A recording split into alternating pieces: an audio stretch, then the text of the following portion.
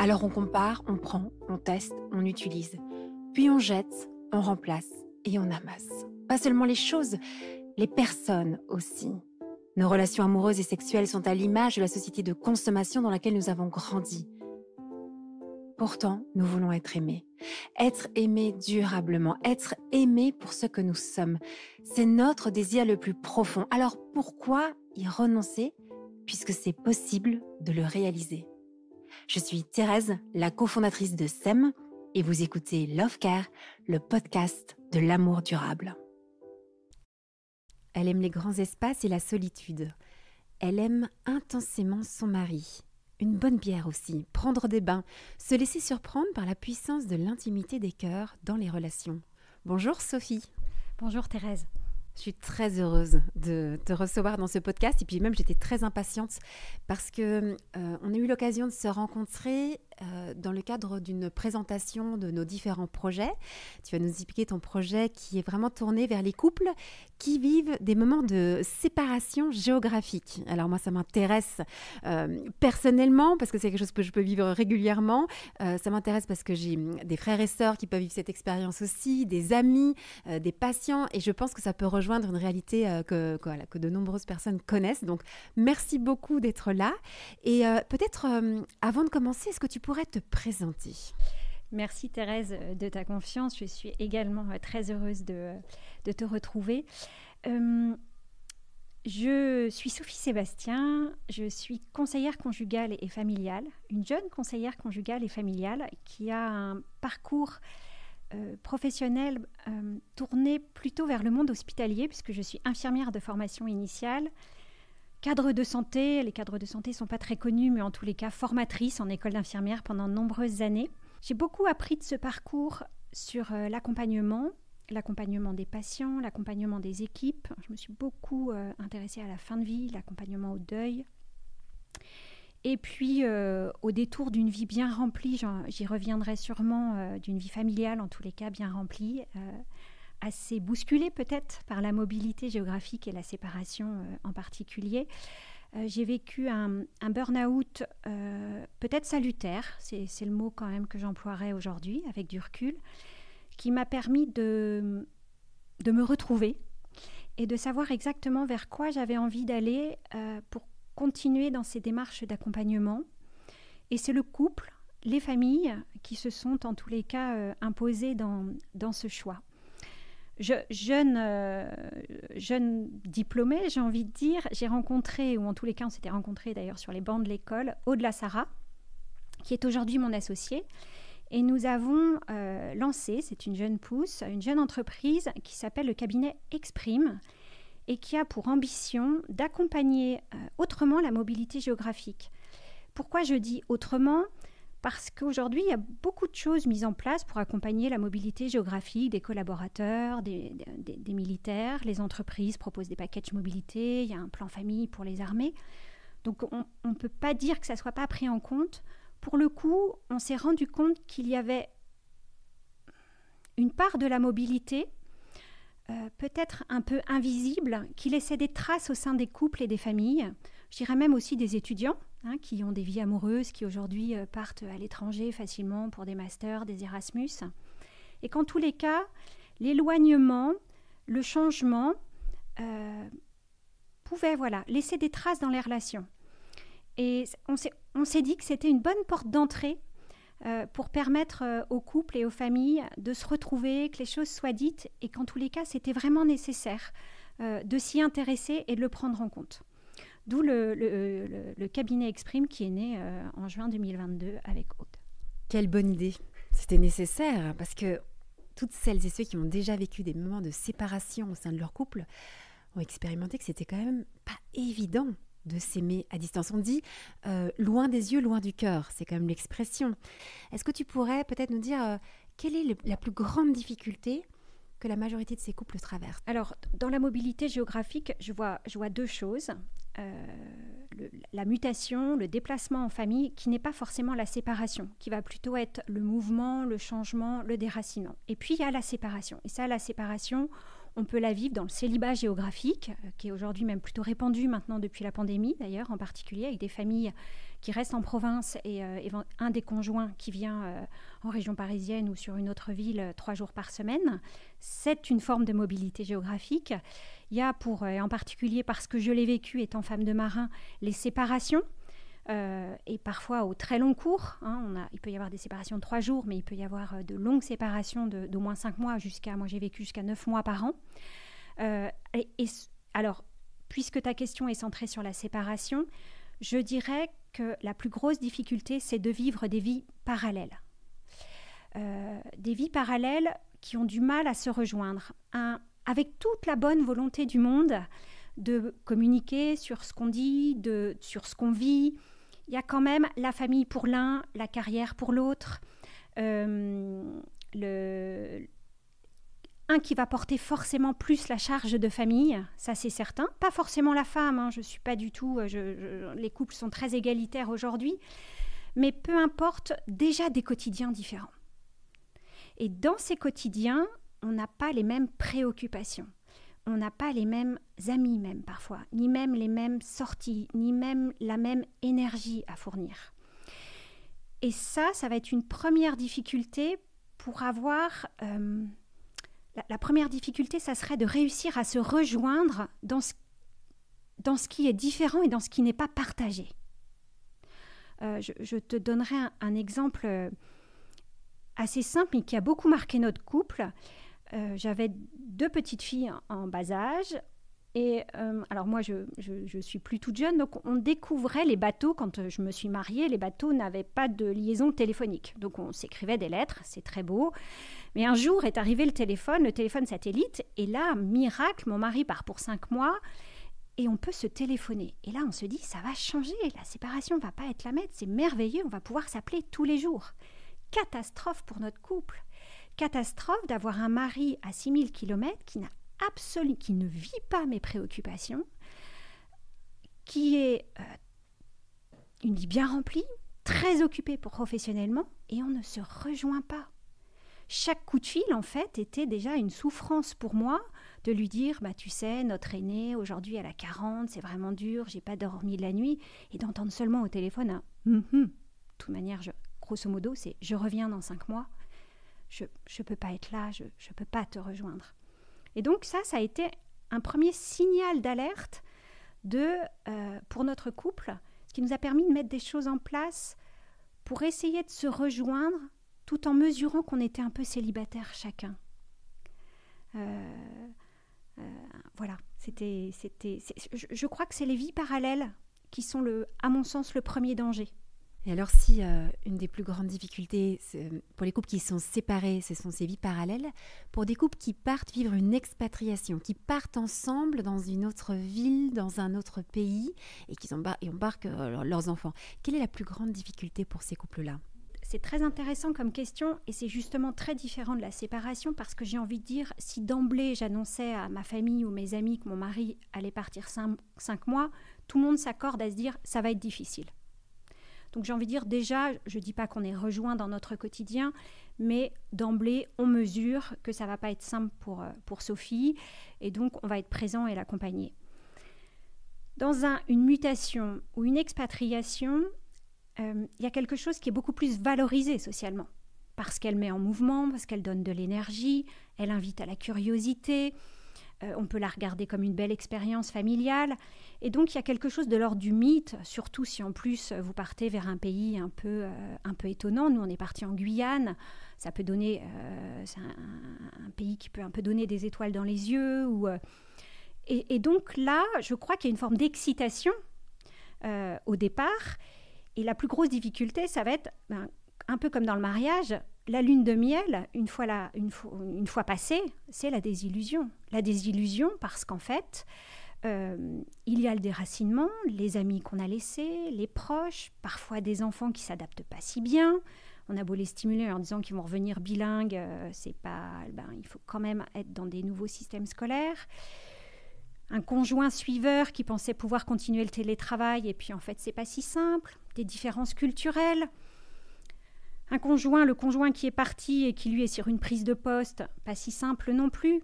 Donc vient un peu cette désillusion avec une fatigue, parce qu'en fait, ça demande quand même beaucoup d'énergie. Et ça, tout le monde se l'accorde à dire. Il faut trouver une maison, il faut se renseigner, il faut bouger, découvrir une nouvelle ville, rencontrer des nouveaux amis. Enfin, et je crois que la première difficulté, elle est cette espèce de chute qui, en plus, n'est pas tellement entendue par l'entourage. Ah, t'es à l'île Maurice, ça doit être génial. Et donc, le plus dur, c'est qu'on ne s'autorise même pas à se plaindre. Un petit peu comme ce qu'on entend maintenant sur la maternité. Ah, t'as un nouveau-né, ça doit être merveilleux. Ben non, en fait, je dors pas la nuit, je suis épuisée, et puis c'est pas si simple. Tout ce qui est très valorisé socialement est parfois plus difficile à mettre en mots et à être complètement intégré pour s'autoriser, en fait, à trouver ça difficile. Mais alors du coup, Sophie, je te pose la question très simplement. Est-ce que c'est possible ? D'abord, est-ce que c'est possible de vivre un amour à distance ? Au bout de combien de temps c'est trop dangereux pour le couple ? Est-ce que c'est au bout d'une semaine, 5 mois ou est-ce que c'est le fait que ça s'installe dans un schéma régulier ? Par exemple, moi, intuitivement, j'aurais plus de difficultés à vivre avec une séparation qui s'est installée régulièrement, c'est-à-dire que moi, je suis en province, mon conjoint va travailler à Paris et part du lundi au jeudi ou au vendredi. Et c'est quelque chose qui est routinier. Par exemple, moi, je trouverais ça plus risqué pour ma relation parce que j'ai l'impression qu'on aurait vraiment une double vie chacun. Et tu vois, c'est dans mon imaginaire, hein, je te le transmets comme ça de façon hyper spontanée. Et il partirait faire une course de bateau pendant 3 semaines. Je le vivrais de manière beaucoup plus sereine, ou bien il partirait faire un projet professionnel pendant plusieurs mois aussi. Enfin, quand c'est limité, ça me semble plus facile. Déjà, quand je te dis ça, qu'est-ce que tu en penses ? D'abord, au niveau de la distance géographique, on va revenir sur ce premier point. Ça m'amuse un peu et ça me fait sourire de t'entendre dire ça, parce qu'en fait, je ne suis pas du tout surprise dans tous les cas de ton premier choix spontané qui serait peut-être plutôt de vivre une séparation ponctuelle, peut-être longue, plutôt que le quotidien, parce que c'est ce que je te disais tout à l'heure, je te voyais bien vivre des choses assez intenses. Et la séparation sur un temps plus ou moins long, mais qui serait plus ou moins ponctuel, est quelque chose d'intense. Donc, je ne suis pas très surprise. Ce qui me convenait aussi, je crois, assez bien. On peut y arriver, c'est propre à chaque couple. Je ne pourrais pas dire qu'est-ce qui est le plus facile ou le plus difficile. En tous les cas, ce qui va venir user, c'est ou quand ça se répète, ou quand ça dure trop longtemps. Alors, un couple peut très bien trouver son rythme pendant 10 ans avec un célibat géographique. Je remets pas ça en cause. Mais s'il y a une souffrance de la part de l'un de deux qui est enfouie, qui n'est pas exprimée, c'est là que l'usure va arriver avec une notion qui est un peu conceptuelle, mais qui s'exprime assez bien, que je vais illustrer par un exemple, qui est la question de la dette.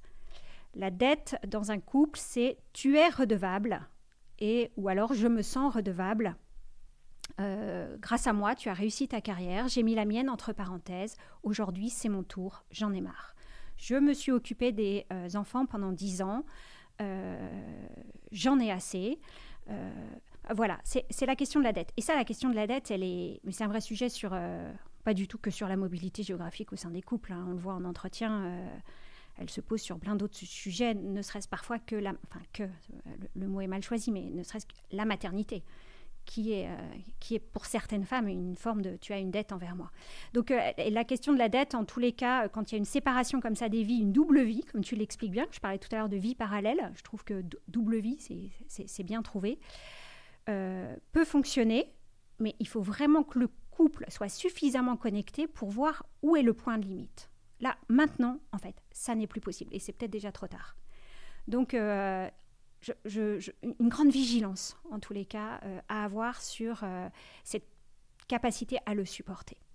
Donc j'entends dans ce que tu me partages une grande vigilance sur ce qui est difficile, de savoir l'exprimer à l'autre pour rester connecté, et puis de faire très attention à ce concept de dette. Et alors moi, ça me fait sourire quand tu parles de ça, parce que dans mon précédent mariage, on avait cette expression de la dette, et on comptait les points, et en disant la dette, c'était vraiment une blague entre nous qui n'était pas du tout une blague, qui était une vraie réalité. Et la relation, en fait, elle a explosé parce que la dette était tellement grande que moi, en fait, à un moment, à New York, je lui ai dit, en fait, j'en ai ras-le-bol. Ça fait 10 ans que je fais tout pour toi, pour la famille. Et moi, j'ai besoin aussi d'exister. Et j'ai vraiment dit, maintenant, la dette, c'est plus possible. Et puis, à un moment aussi, avec la dette, c'est qu'on a l'impression que jamais tu vas réussir à la rembourser aussi, quoi. Tu vois ce que je veux dire? C'est que tu as tellement donné jusqu'à l'épuisement pour l'autre en fait, tu dis, maintenant, c'est à mon tour d'exister.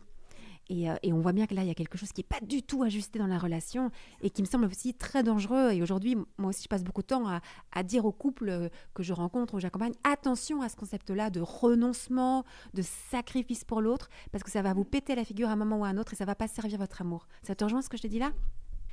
Oui, complètement. Alors moi, je suis très proche du monde militaire. Il y a beaucoup de dettes au sein des couples. La mobilité géographique, elle est dans l'ADN du militaire. Donc la question, elle n'est même pas de est-ce qu'on prend la décision de bouger. Elle s'impose.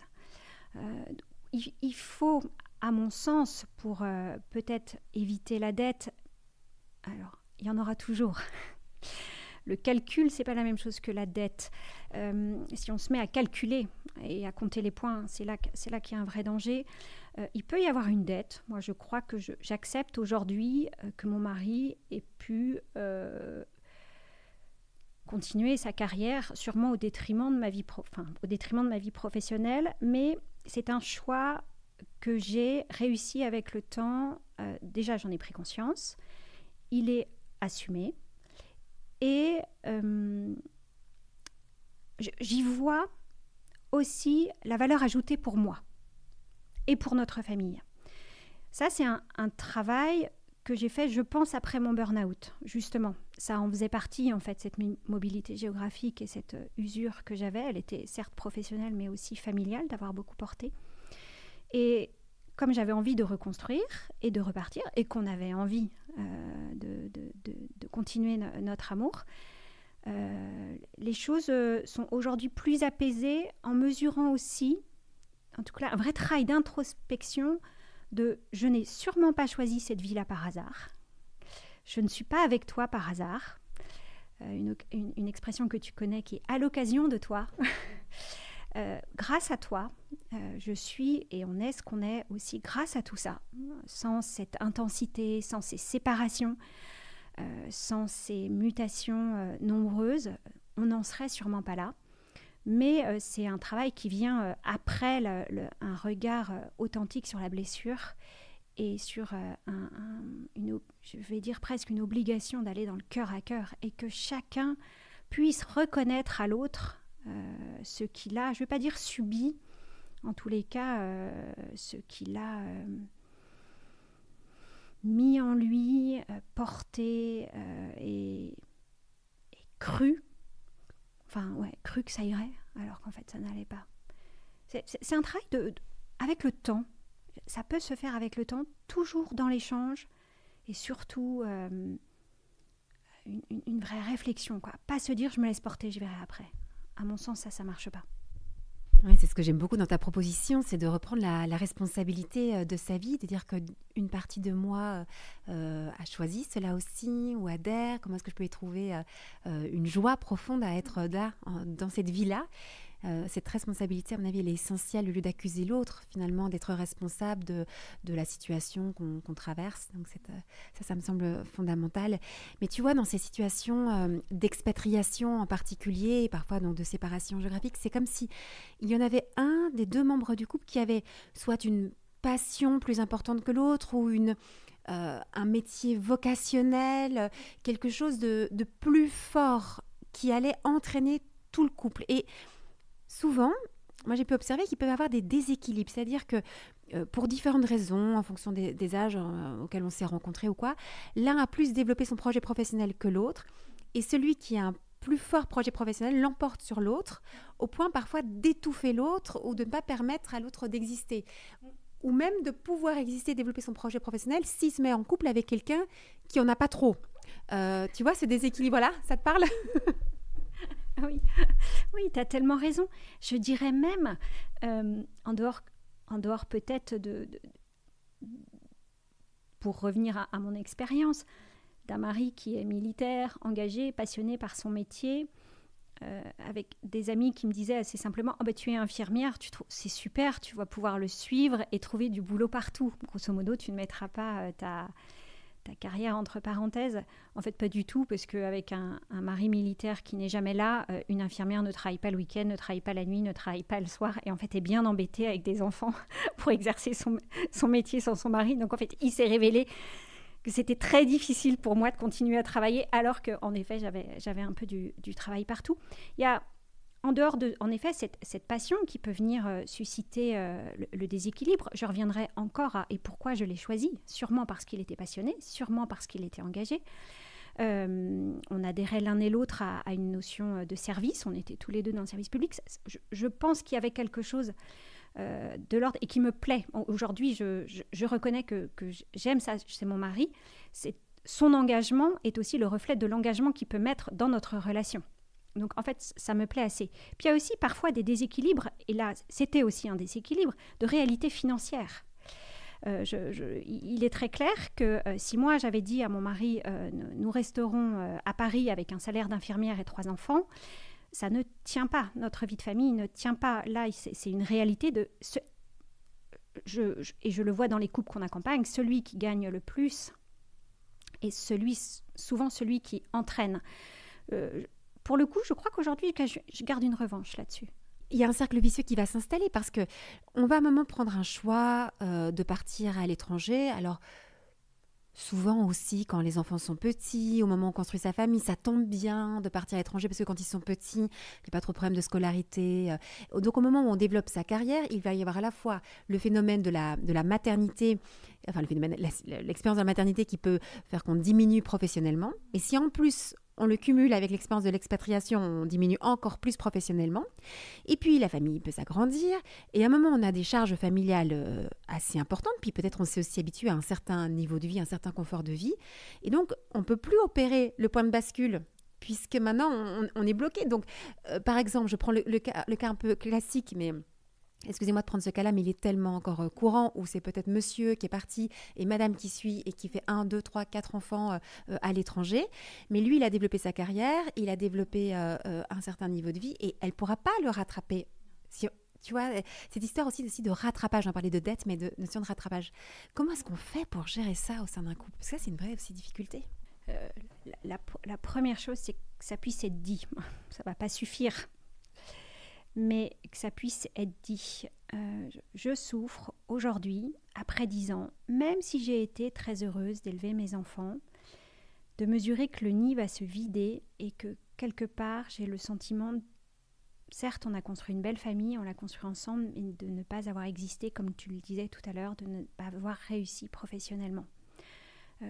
Si c'est dit et si c'est écouté, ça peut déjà être rejoint. Je vois beaucoup de couples qui me disent en entretien « mais vous savez Sophie, on communique très bien ». Et la communication s'organise autour des reproches en fait, surtout. En fait, ils se disent les choses, mais ils se disent des choses très dures. Si la communication se fait dans une écoute et dans l'intimité des cœurs je comprends, en fait je te rejoins et tu as raison, tu as beaucoup donné, il y a déjà une forme de reconnaissance pour le conjoint suiveur qui est essentielle parce que comme elle n'a... Je vais parler de la femme et ça pourrait être l'homme, mais cette reconnaissance sociale peut-être d'avoir réussi dans la carrière, si en plus elle n'a pas la reconnaissance dans le regard de son conjoint, alors là c'est le vide intersidéral au fond d'elle-même. Je suis assez surprise parfois de voir que les couples en oublient des phrases simples dans leur communication de « s'il te plaît », merci et pardon de ne pas avoir vu, merci d'avoir donné tant d'années pour nous. Et peut-être aussi, à un moment, il est vrai, alors nous c'est ce qui s'est passé et c'est plutôt une chance pour notre couple, de dire oui c'est un peu ton tour. Et c'est pour ça que j'ai pu reprendre des études avec des sacrifices familiaux, mais où mon mari s'est beaucoup plus impliqué. Justement, j'ai choisi alors le moment où il était moins en déplacement et plus présent. Mais pour lui, c'était une évidence que oui, Sophie, et ça c'est aussi, et je l'en remercie, même si quelque part il y a quelque chose de l'ordre de la revanche et de la dette, je le remercie de de s'être mis à cette écoute. C'est très apaisant de t'écouter. Vraiment, merci pour ce que tu dis. Parce que moi, j'entends bien que deux personnes qui peuvent s'écouter sur ce qu'elles vivent et se dire je comprends et merci pour ce que tu fais, merci pour ce temps que tu as consacré aux enfants ou de toute l'énergie que tu as mis pour trouver l'appartement, l'école des enfants, etc. Merci et pardon, je trouve ça déjà très apaisant de l'entendre et de se dire que là on a quand même déjà une voie pour garder de la connexion malgré ces difficultés qu'un couple peut traverser. Mais il y a une chose dont je voudrais aussi parler, c'est que l'expatriation, je reviens aussi sur cette expérience-là particulière, fait qu'il y a un déracinement. Et dans le déracinement, on ne va pas tous réagir de la même façon. Et ce que j'ai pu observer, parce que pour la petite histoire, moi j'ai vécu aussi 3 ans et demi à New York, donc j'étais avec une population aussi d'expatriés, c'est là que j'ai commencé à faire du conseil en vie affective, relationnelle, sexuelle. J'ai vu beaucoup de couples qui commençaient à partir un peu dans tous les sens parce que le fait de se retrouver sans famille, sans amis d'origine, dans un nouveau lieu, souvent avec beaucoup plus d'argent qu'on en avait auparavant, on peut un peu disjoncter, on peut un peu péter les plombs, on peut commencer à s'inventer une nouvelle identité, s'inventer des nouvelles histoires. Quand je dis ça, évidemment, je pense à toutes les relations extra-conjugales qui peuvent commencer à venir à la faveur d'une expatriation. Parce que c'est comme si on avait un peu perdu ses repères. Je pense aussi à des expatriations en Asie.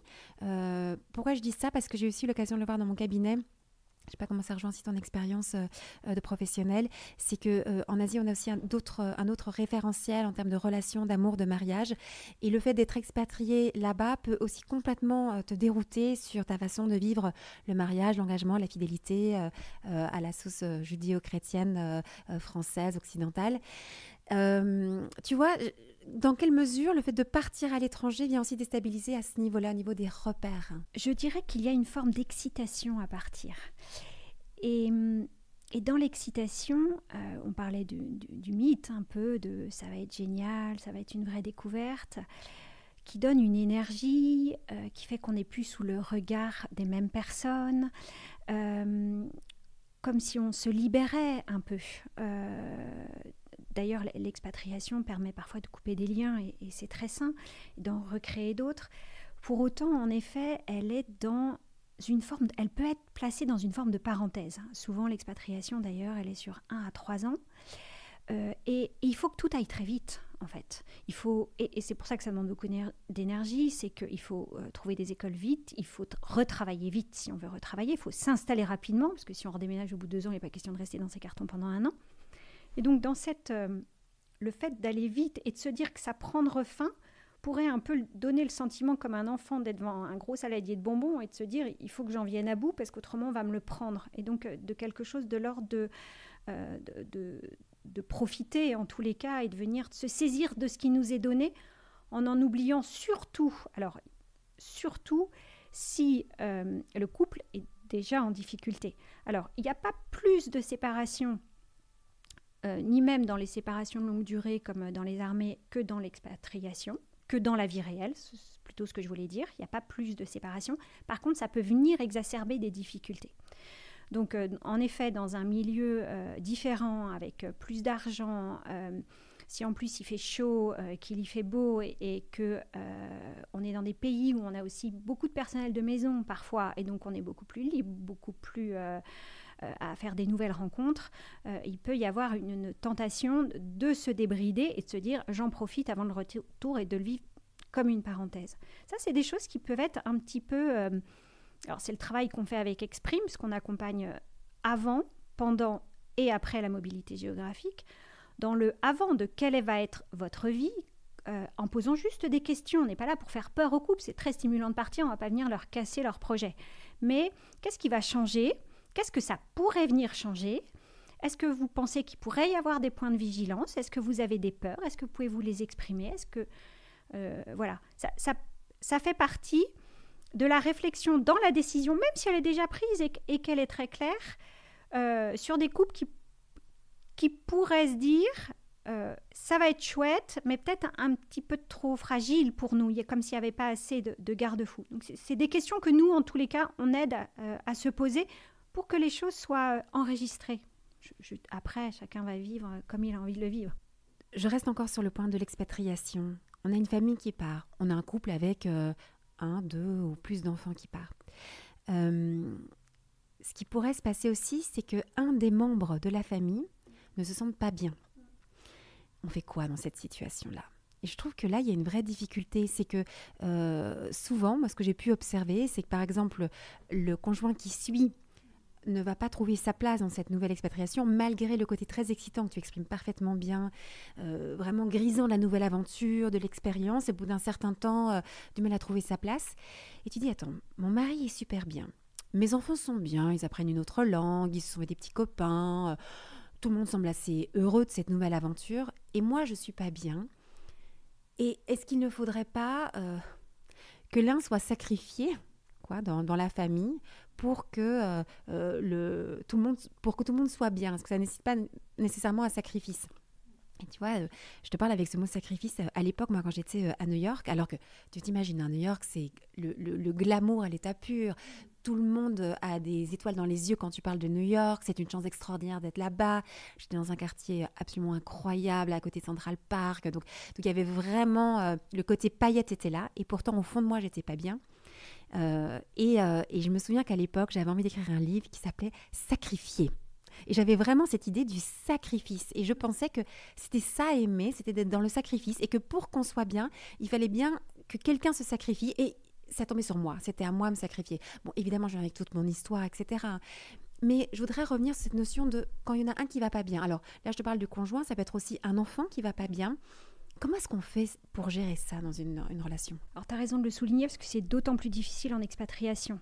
J'ai envie de dire, si aujourd'hui, en France, j'ai un enfant qui ne va pas bien, j'arrive à activer un réseau souvent assez facile. J'ai mes points de repère. Je sais éventuellement à qui m'adresser, des gens qui connaissent bien. Là, en plus, on peut être dans un système culturel complètement différent, pas toujours avec des professionnels appropriés. Alors, c'est vrai qu'il y a le visio, il y a des réseaux d'expatriation, mais quand même, c'est la première difficulté, elle va être de trouver de l'aide.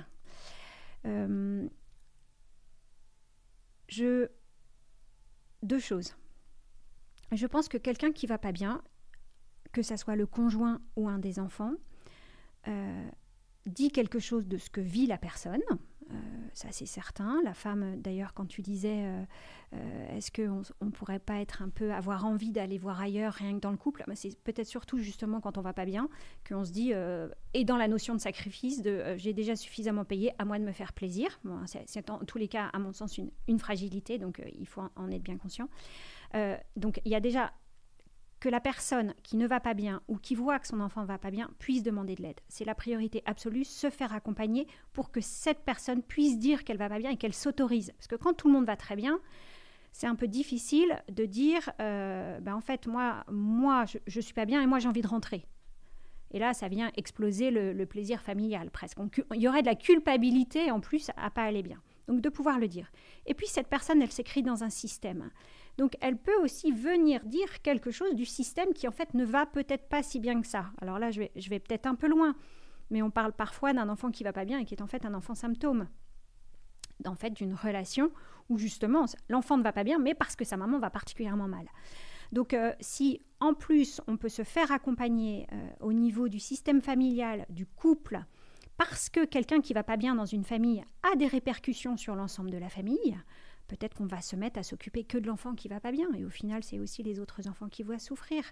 Il peut y avoir, ça peut être l'occasion aussi de reproches. Tu vois, c'est encore moi qui m'occupe des enfants. Toi, tu es dans ta prise de poste, tu n'arrives pas à voir que ton ado va pas bien. Et c'est encore moi qui porte. Et moi, on avait dit que j'arriverais à continuer mon travail et mon télétravail. Tu n'as pas l'impression de t'en préoccuper.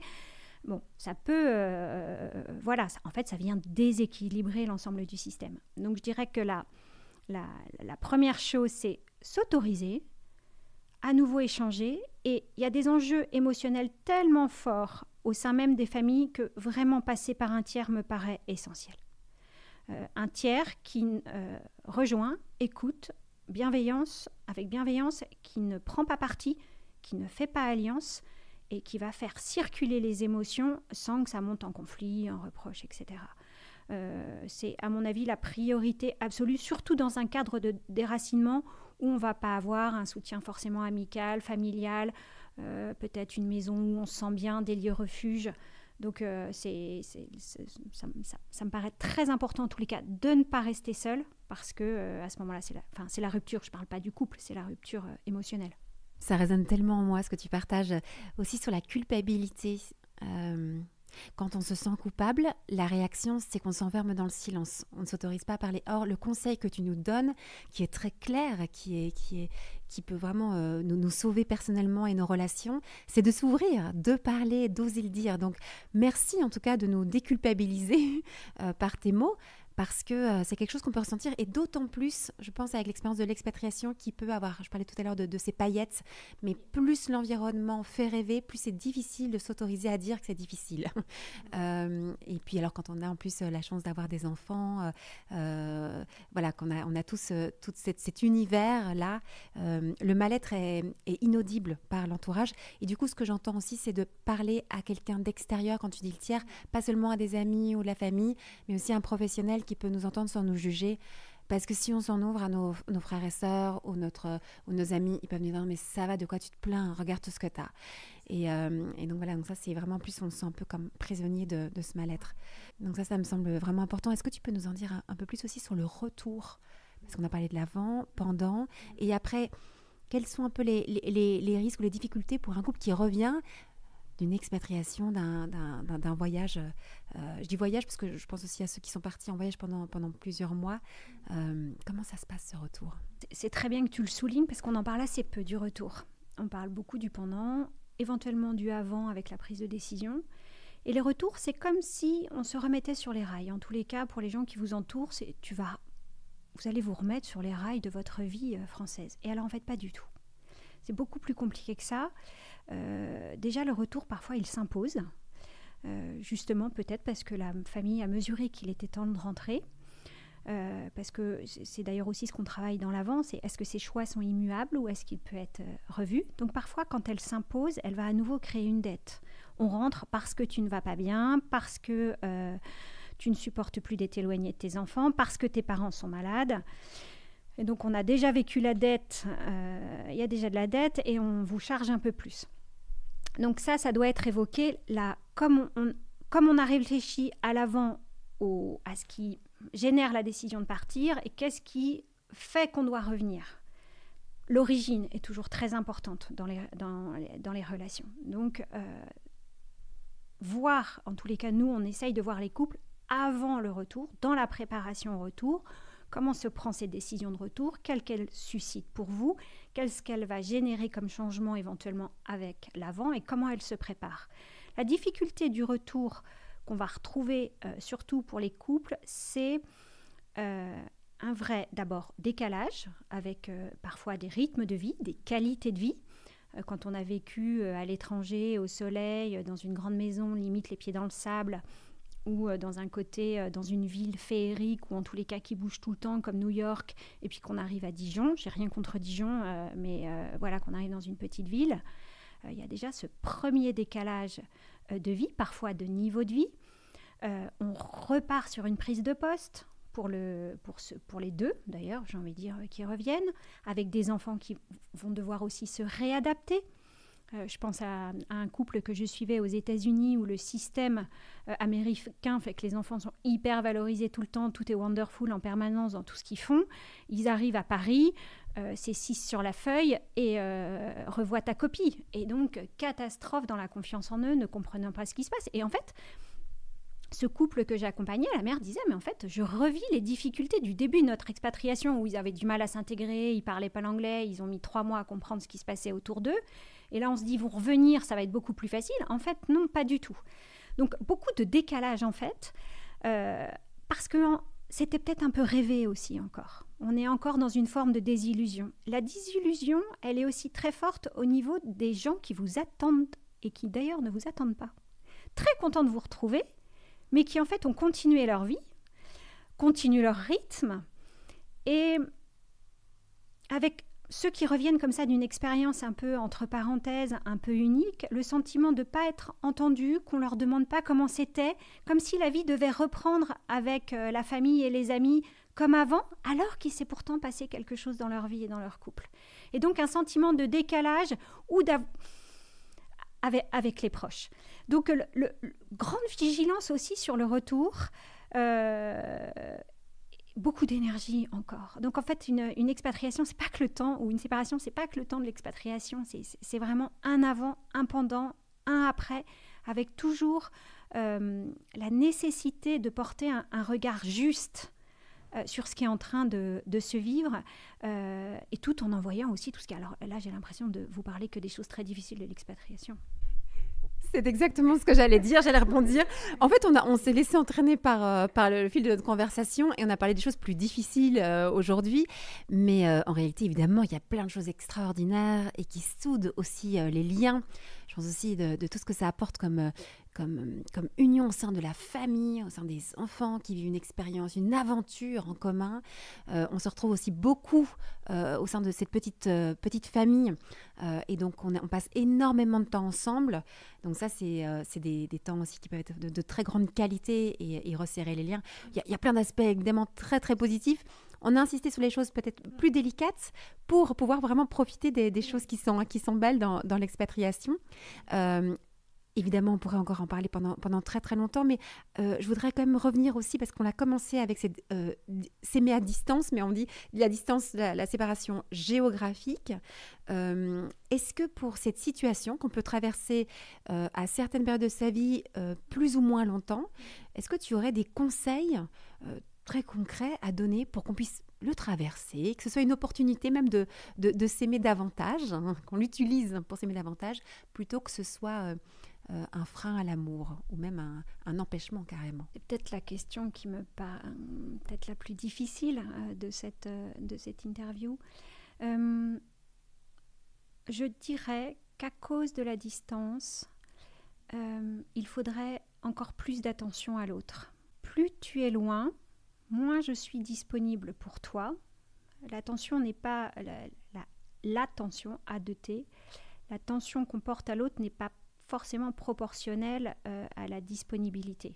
Elle doit être, en fait, quand elle se fait pleine et entière. Je vais te donner un exemple. Quand justement les lignes téléphoniques sont arrivées sur les bateaux, on s'est dit on va pouvoir s'appeler tous les jours, et c'était une catastrophe parce qu'en fait, moi j'étais toujours fatiguée de ma journée, énervée de comment ça s'était passé, j'avais géré les enfants, mon boulot, et donc en fait j'étais pas disponible, j'étais disponible pour faire des reproches.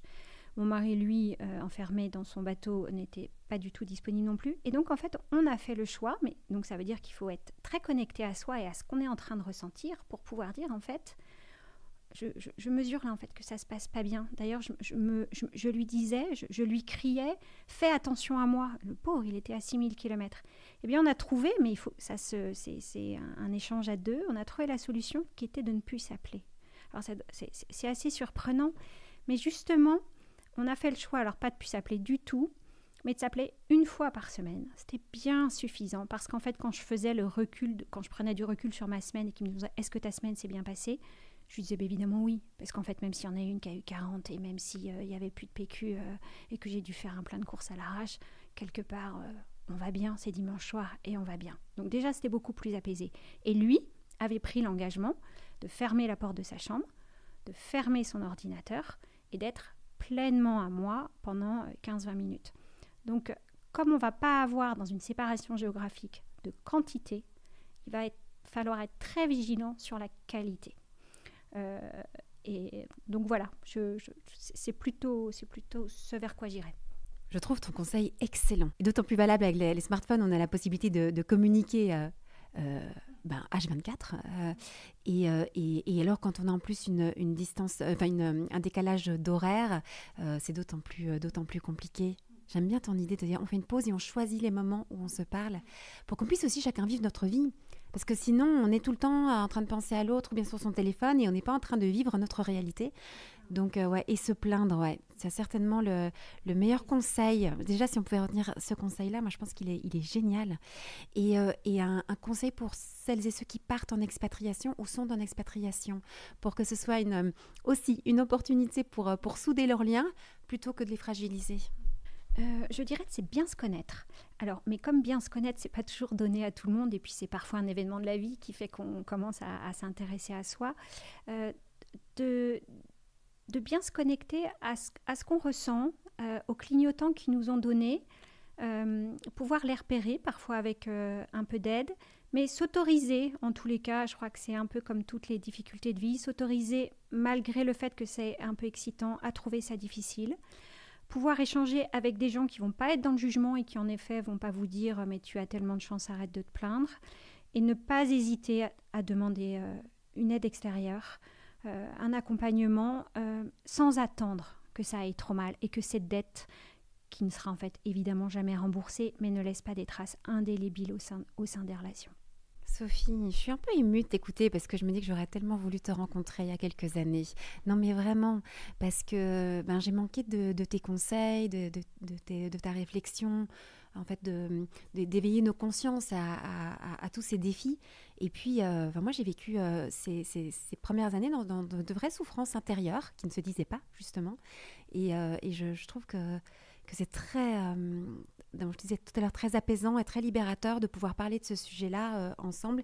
Et les clés que tu donnes, elles sont concrètes. Et moi, ce que j'entends, c'est qu'il y a des solutions. Il y a vraiment des solutions. Et puis d'être très connecté à soi aussi, de bien sentir au fond de soi, est-ce qu'on est bien dans ce qu'on choisit aujourd'hui. Mais tu vois, ça renvoie à des choses très très profondes, parce que comme tu dis, on revient avec toute son histoire et pourquoi est-ce qu'on choisit de partir.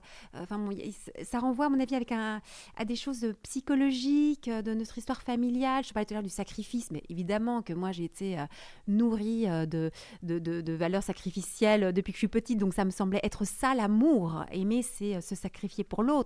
Donc j'avais aussi des conceptions de l'amour qui sont évidemment très problématiques. Bref, tout ça pour dire que non seulement je te remercie pour ce que tu dis aujourd'hui, j'ai une petite émotion en me disant que j'aurais voulu entendre ça plus tôt. Et tu sais, j'ai souvent cette tradition dans ce podcast de demander à aux personnes que j'interroge s'il y a une chose qu'elles auraient bien voulu entendre plus tôt, qu'elles ont comprise ces dernières années. Ce serait laquelle? Un message que tu voudrais faire passer à toutes les personnes qui nous écoutent aujourd'hui, ce serait quoi? Alors, c'est très personnel. Donc, c'est un conseil que j'aurais aimé qu'on me donne, mais qui est propre à Sophie, qui est cesse de t'adapter. Écoute-toi. Voilà. J'espère que ça résonne dans vos cœurs, ce que nous partage Sophie. Merci infiniment. Merci d'abord de nous partager tout ça aujourd'hui et merci pour ton travail. On peut te retrouver avec ton associé Aude. Vous êtes en train de monter un projet vraiment fabuleux pour justement répandre cette bonne parole dans les entreprises, dans les institutions qui envoient des couples à l'étranger, et puis pour celles et ceux qui sont séparés géographiquement souvent à cause de réalités professionnelles. Donc merci beaucoup. On va suivre Exprime, qui est votre entreprise, et puis on aura l'occasion, c'est assez certain, de retravailler ensemble pour justement proposer des solutions comme celle que tu viens de nous confier, et bien plus encore. Merci beaucoup Sophie. Merci Thérèse pour ce moment très intense. Merci. Si vous désirez l'amour durable, retrouvez toutes les propositions de SEM sur notre site internet sem.co et sur nos réseaux sociaux Instagram et Facebook. Si vous êtes un professionnel du Love Care, rejoignez la communauté SEM. Et pour semer avec nous cette vision de l'amour, mettez un avis ou 5 étoiles sur votre plateforme d'écoute pour soutenir ce podcast. Venez signer notre manifesto et surtout, parlez de SEM autour de vous. Parlez-en à vos amis, à vos familles, à vos collègues qui ont tant besoin d'être outillés et accompagnés pour vivre leur désir le plus profond, aimer et être aimé durablement. Ensemble,